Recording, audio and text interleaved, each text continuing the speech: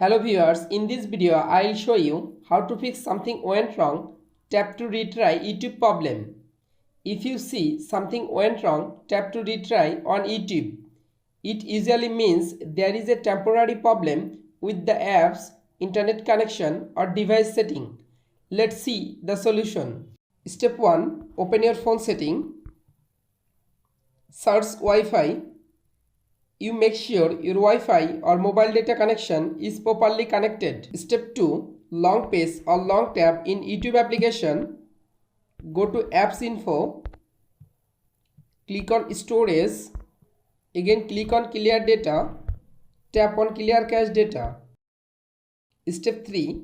Open Play Store. Go to Search. Search YouTube app.